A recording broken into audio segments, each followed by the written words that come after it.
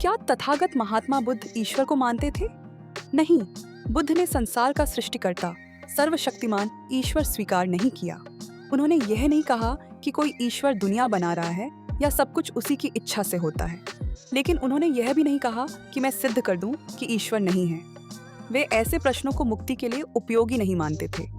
बहुत से लोग सोचते हैं कि बुद्ध ने ईश्वर का विरोध किया था, लेकिन यह पूरी तरह सही नहीं है। बुद्ध ने कभी यह नहीं कहा कि ईश्वर नहीं है। उन्होंने कहा कि सर्वशक्तिमान सृष्टिकर्ता ईश्वर मानना उनके मार्ग का केंद्र नहीं है। उनके अनुसार संसार कारण और परिणाम के नियम से चलता है, यानी हर घटना का कोई न कोई कारण होता है। बुद्ध ने लोगों का ध्यान इस बात पर लगाया कि दुख क्यों है और उससे मुक्ति कैसे मिले। क्या बुद्ध आत्मा को मानते थे? यही बुद्ध की सबसे अलग शिक्षा सामने आती है। हिंदू दर्शन जहाँ शाश्वत आत्मा की बात करता है, वहीं बुद्ध ने अनात्म का सिद्धांत दिया। उन्होंने कहा कि हमारे भीतर कोई स्थायी, हमेशा एक जैसी रहने वाली आत्मा नहीं मिलती। हमारा शरीर, विचार, भावनाएं और चेतना हर पल बदलते रहते हैं। यही परिवर्तन जीवन का स्वभाव है। फिर पुनर्जन्म कैसे होता है? अगर आत्मा नहीं है तो पुनर्जन्म कैसे? बुद्ध ने समझाया कि पुनर्जन्म किसी स्थायी आत्मा का स्थान बदलना नहीं है। यह कर्म और चेतना का निरंतर प्रवाह है। जैसे एक दीपक की लौ दूसरे दीपक को जलाती है। दोनों लौ एक जैसी नहीं होती, लेकिन उनके बीच संबंध होता है। क्या बुद्ध देवताओं को मानते थे?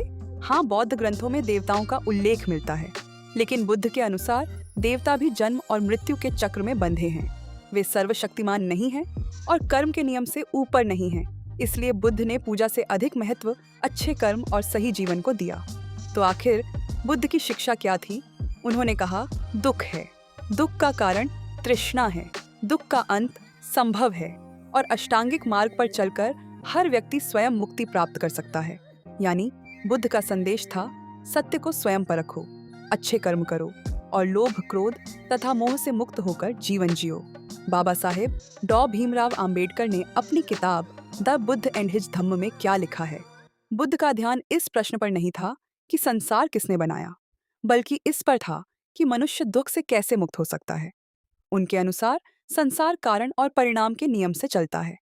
हर घटना का एक कारण होता है और हर कर्म का एक परिणाम।